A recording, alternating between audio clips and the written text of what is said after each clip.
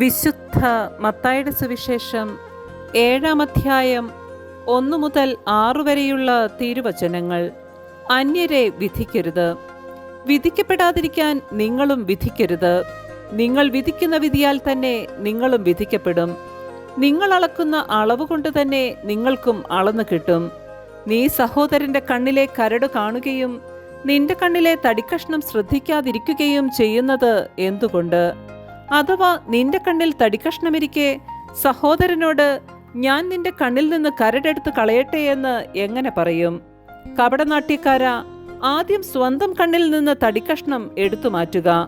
അപ്പോൾ സഹോദരന്റെ കണ്ണിലെ കരടെടുത്ത് കളയുവാൻ നിനക്ക് കാഴ്ച തെളിയും.